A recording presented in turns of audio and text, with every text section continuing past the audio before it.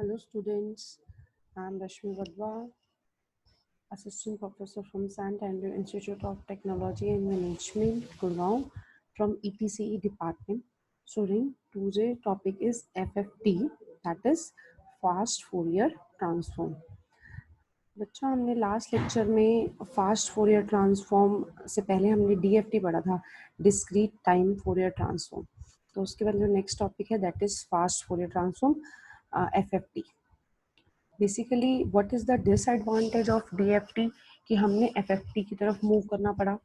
तो डीएफटी जो था, जब हम उसमें न्यूमेरिकल सॉल्व कर रहे थे तो डायरेक्ट फॉर्मूला अप्लाई कर रहे थे, तो उससे वो बहुत लेंथी हो रहा था। तो हमने फास्ट फोरियर ट्रांसफॉर्म यूज़ किया अपनी कैलकुलेशंस को और कंप्यूटेशन को इजी करने के लिए। हालांकि ये थोड़ा सा कॉम्प्लेक्स जरूर है पर शॉर्ट मेथड है, एक बार समझ आ जाएगा आपको तो ये मेथड शॉर्ट है बट कैलकुलेशंस लॉन्ग नहीं है। आप यहाँ पे सिंपली बिना कैलकुलेटर के भी सॉल्व कर सकते हो, पर डीएफटी में आपको कहीं ना कहीं कैलकुलेटर की नीड पड़ जाती थी। So DFT, we have seen that the computational part is too long. We want to reduce that. This can be done through FFT or a fast Fourier transform.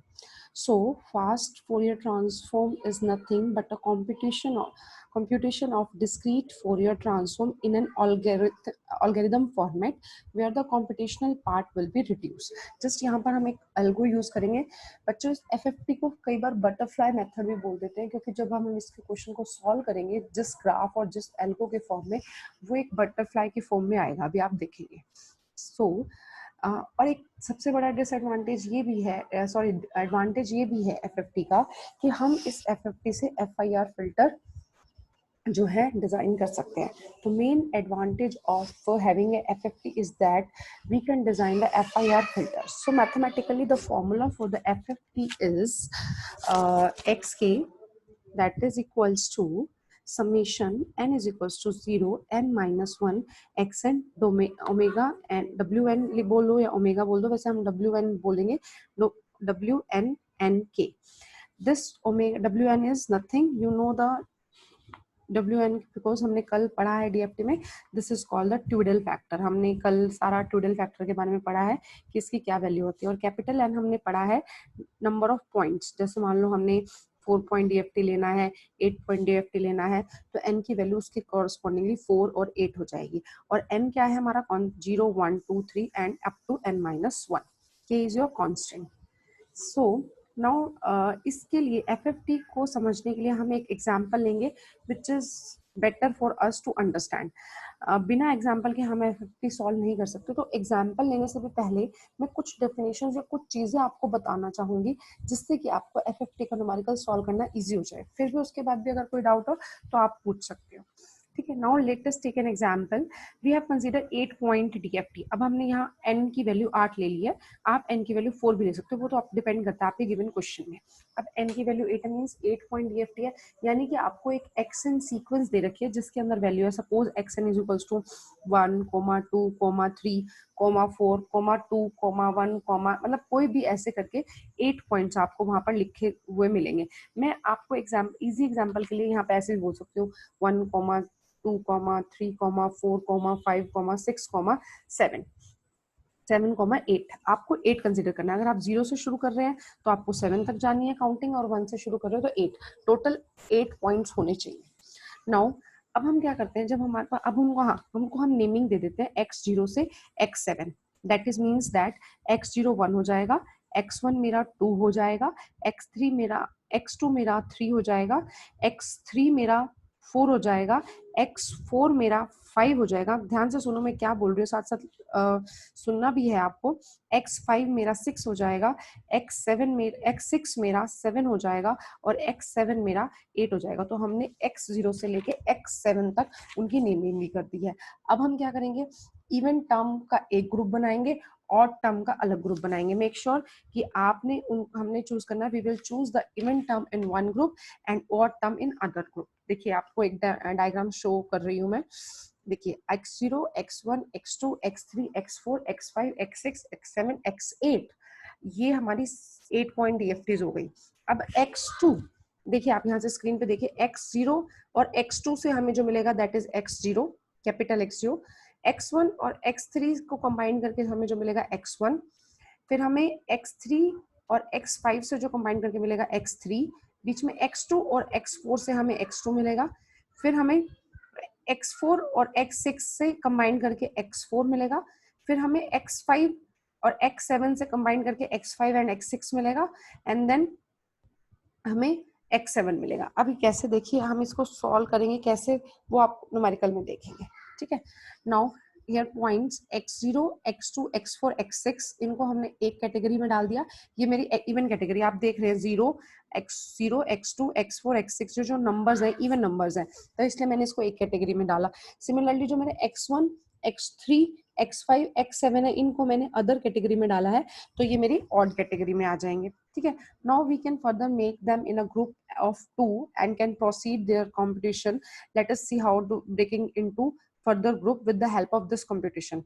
Now xk is equals to, ये हमने कल ट्विडल factor में formula किया था, r0 से लेके n-1, n/2 -1 x bracket में 2r और w n 2rk plus summation n by r is equals to 0 to n/2 -1 x 2r plus 1 omega n 2r plus 1। अभी हमने ये 2r लिया है यहाँ पर, ये इवन के लिए ले लिया, 2r plus 1 ऑड हो जाता है, तो हमने इसमें इवन और ऑड में दो टर्म्स में अपने एक्स के को ब्रेक कर दिया है, ठीक है। सो कॉरेस्पॉन्डिंगली हमने वही चीज सेम लिखी है, कुछ ज्यादा डिफरेंस है नहीं।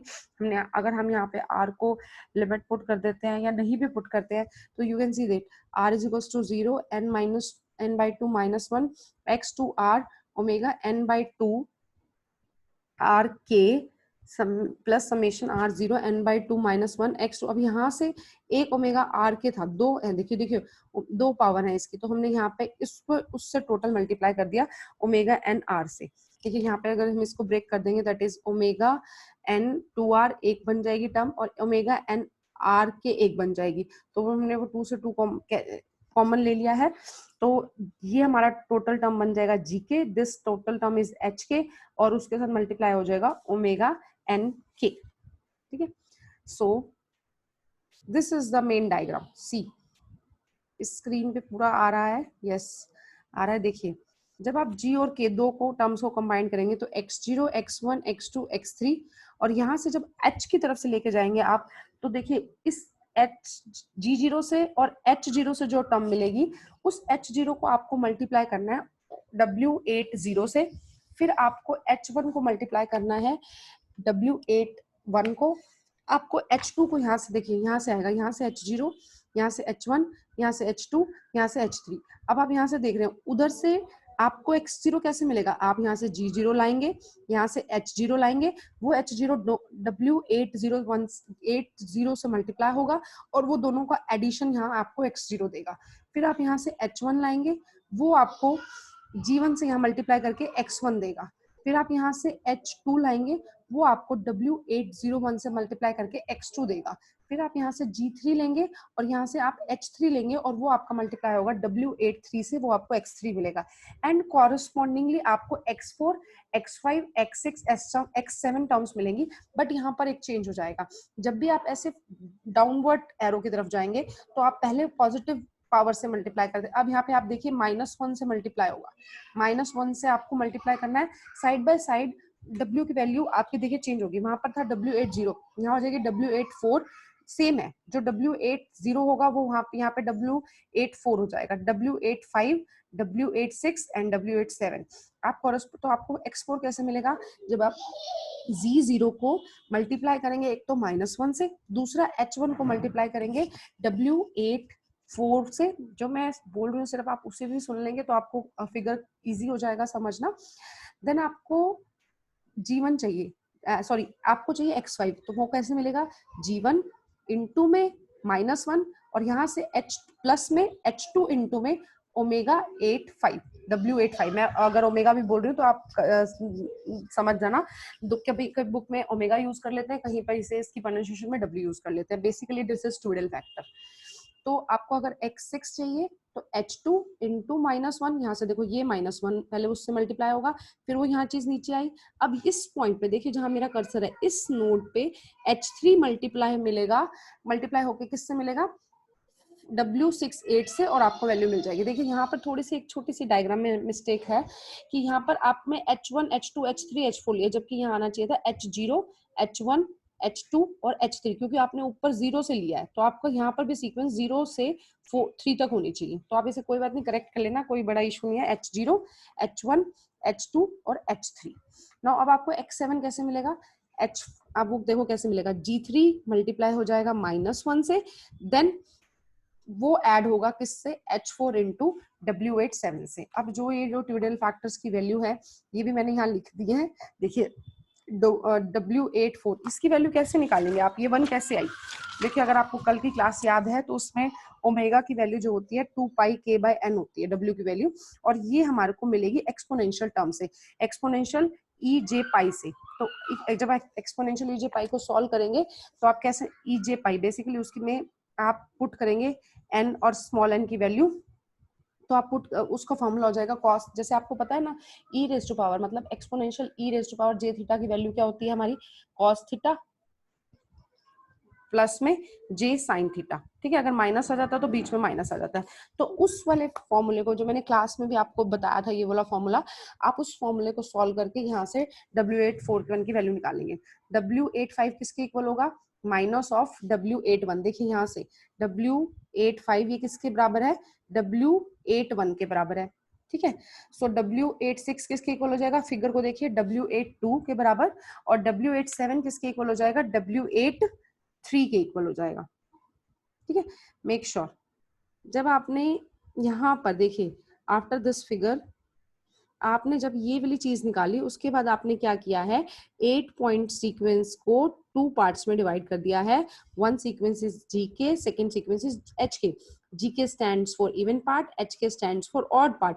If you want to realise it through a diagram, that is this diagram, and then आपने इन ट्यूडल फैक्टर्स की वैल्यू निकाली, which is very easy. And after that आपने फाइनल वैल्यूज आप कैसे लिखेंगे? G0 minus H0। देखिए यही मैंने आपको बोला था। X4 देखिए आपको X4 चाहिए तो आप कैसे निकालेंगे? G0 माइनस H4, क्योंकि H4 जो W841 से मल्टीप्लाई हो रहा है उसकी वैल्यू 1 है, तो इसलिए सिंपल आ जाएगा। फिर G1 मल्टीप्लाई हो रहा है माइनस W81 इंटू H1, वो आपको X5 देगा। फिर G2 माइनस W83 H2, तो आपको X6 देगा। फिर G3, ये 1 नहीं है, मेक श्योर यहाँ पे G3 है।